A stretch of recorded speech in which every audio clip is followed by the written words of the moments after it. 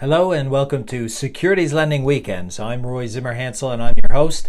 In this video, I'm going to be talking about a controversial subject, empty voting. So if securities lending is your thing, if you are a lender, a borrower, an intermediary, a vendor, an advisor, or just plain interested, then this is the place for you. So let's get started.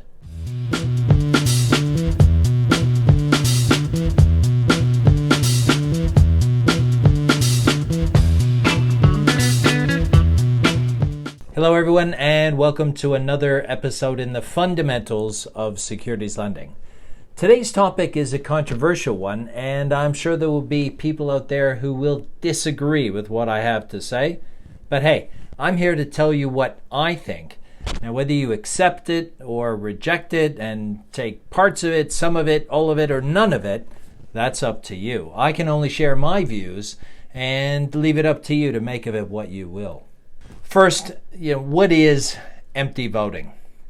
I think simply put, empty voting really refers to a situation where a shareholder has voting rights in the shares to be voted, but doesn't have any or full economic interest in those shares. So an example of this would be an investor that has no long or short position in a company, but borrows shares in that company and votes them. Now, why is that important? Well, I guess one of the key powers, maybe the key power an investor has, is their ability to vote to influence the direction of companies they invest in at annual meetings and extraordinary meetings. And voting equals some power of control over the company's affairs. So why am I talking about it now? Well, in September last year, Mediobanca, one of the most influential Italian investment banks, and a major investor in Generali, one of Europe's largest insurers, announced that it had borrowed 4.42% of Generali shares from a leading market counterparty through to at least past the next Generali annual general meeting. Now that AGM came and went, and Mediobanca and others were successful in getting their preferred CEO and directors elected. Now the borrowed shares in the event weren't decisive, but of course they could have been. Now, why is it important to securities lending? Look, it's critical that investors have confidence that they can continue to exercise their ownership entitlements even if they're in a securities lending program. Without that confidence, it's really inevitable that some, or in fact probably many, investors would remove their assets from lending programs. And of course, fewer assets could mean that there would be times when shares wouldn't be available to support borrowing, potentially impacting market making as well as general market liquidity. Also, it's important to remember that an investor who wants to borrow shares is likely to be some kind of an activist if they want to vote. Now, the community of end borrowers is pretty widely based, and it's mostly traders that are taking directional, hedged, or arbitrage positions, and they need to access securities to support that activity. So they worry about investors not making their shares available. In other words, not all end borrowers like activist investors. Now, of course, the intermediaries like agent lenders and prime brokers make money from securities lending, so they have a vested interest in keeping supply in the market. In the standard GMSLA, there's a clause under borrower's warranties that it is not entering into a loan for the primary purpose of obtaining or exercising voting rights in respect of the loan securities. Now, the GMSLA is the contract that governs most international securities lending relationships. Now, why does the Bank of England care? Well, in May of this year, there was a meeting of the Bank of England Securities Lending Committee where the topic of empty voting was raised. Now, the BOE, of course, has an oversight responsibility to keep UK markets operating functionally and fairly, and to deal with misuse, abuse, or manipulation in the markets that it regulates. So, of course, if it's okay in this instance, then it'll be okay in other instances. So it was right that they raised it. Now, a bit of historical perspective might be in order here, I think. Now, many people refer back to the famous or infamous case of Laxey Partners, an activist investor that had a position in British Land, which is a UK property investor. Now, Laxey was agitating for change and took its position in British Land from 2.9% to 9% over the course of a few days. Of course, they did that through borrowing the shares. And again, as it turned out in that situation, it wasn't successful in getting its proposals approved. Now, it was widely covered at the time, and it purported to show the potential for market abuse or manipulation through empty voting. Now, what very few people cover, though, is that British Land was trading at a 40% discount to its net asset value at the time, and Laxey was looking for the company to do a buyback of 10% of the shares. So, to be clear, the argument is that when the stock is trading at such a deep discount, it's in the best interest of the shareholders to buy back the shares because they're cheap, and that means that it boosts the earnings on a per-share basis. Now, although Laxey wasn't successful at the vote, the company did in fact buy back a small number of shares a few months later, and that was the first time they'd done it for 10 years. Now, as you probably know, share buybacks have been commonplace for many years now, and this year, in the face of the falling markets, Goldman Sachs has reported that there are record buyback volumes from U.S. companies. In fact, I think 50% more already announced this year as compared to last year. And in fact, British Land has done a number of buybacks since that infamous vote, and that's typically following share of large properties.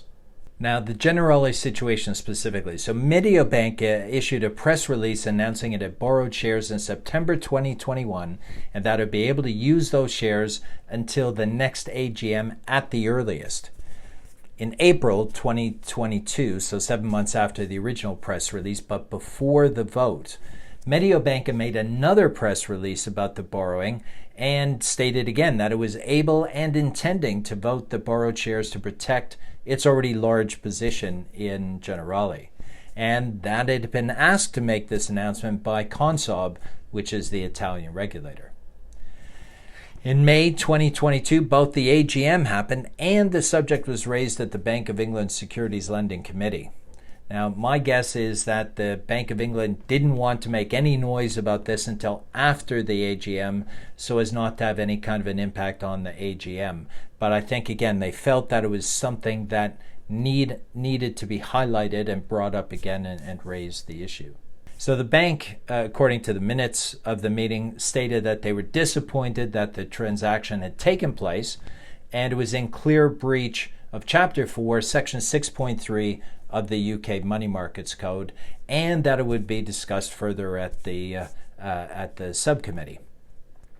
Now, the bank reiterated that borrowing specifically to vote was against the widely agreed best practice in the markets, and so it's no surprise that ISLA supported the views of the bank, and that the wider committee agreed that the trading proposals in this example fell outside of best practice. So the bottom line, what do I think about this situation specifically and more generally? Well, the Italian regulator was aware of the borrowing and the intended action with those borrowed shares by an Italian investor in an Italian company. You know, if any party feels injured as a result of the borrowing and voting, presumably they can take it to the Italian courts and challenge Mediobanca and the regulator. Although I guess in theory, while I suppose it is possible to sue a regulator, I think it's really unlikely that that would ever happen. And if it did, I think it'd be unlikely to succeed. Given the size of the borrowed position, I think it'd be really interesting to find out who the investor or investors were that loaned those shares out. Look, this isn't a normal transaction, not least of which is the agreement from whoever the lender is that the shares will be able to be used by Mediobanca until at least the next AGM, which was 9 months after the first press release was made. And Mediobanca made it clear that it was entitled to vote the shares, so it seems pretty likely that the arrangement put in place was a non-standard agreement, right? They had some kind of a special arrangement with whoever the investors were, and so presumably it didn't have the clause relating to the primary purpose not being voting.